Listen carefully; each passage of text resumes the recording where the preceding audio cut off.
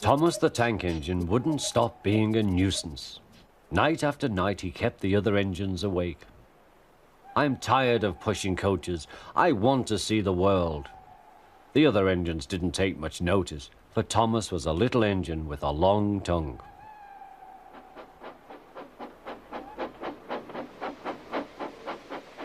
But one night, Edward came to the shed. He was a kind little engine and felt sorry for Thomas. "I've got some trucks to take home tomorrow.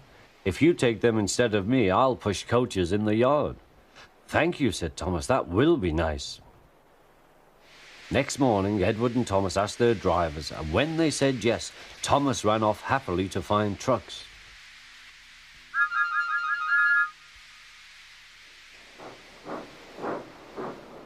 Now, trucks are silly and noisy. They talk a lot and don't attend to what they are doing. And I'm sorry to say they play tricks on an engine who is not used to them. Edward knew all about trucks. He warned Thomas to be careful, but Thomas was too excited to listen.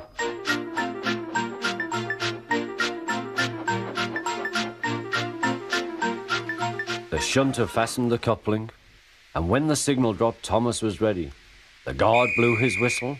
"Peep, peep," answered Thomas, and started off. But the trucks weren't ready. "Oh, oh, oh," they screamed. "Wait, Thomas, wait." But Thomas wouldn't wait. Come on," he puffed. All right, don't fuss. All right, don't fuss," grumbled the trucks.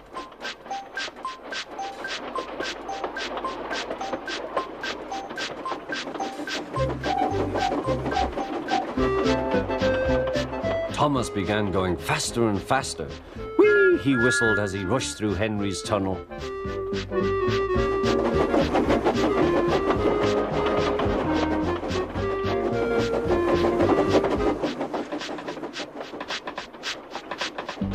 "Hurry, hurry," called Thomas. He was feeling very proud of himself, but the trucks grew crosser and crosser.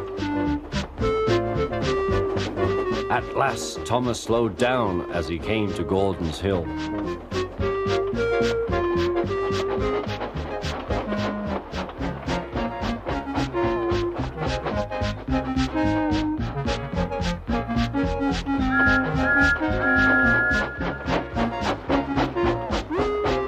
"Steady now, steady," warned the driver as they reached the top.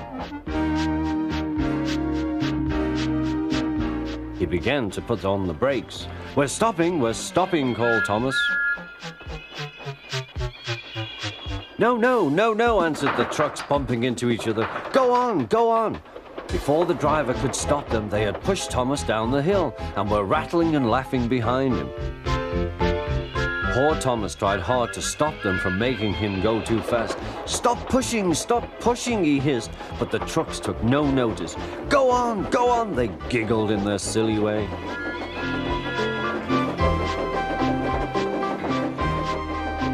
"There's the station. Oh dear, what shall I do?" he cried. He rattled straight through and swerved into the goods yard. Thomas shut his eyes. "I must stop." When he opened his eyes, he saw he had stopped just in front of the buffers. There watching him was the fat controller. "What are you doing here, Thomas?" he asked.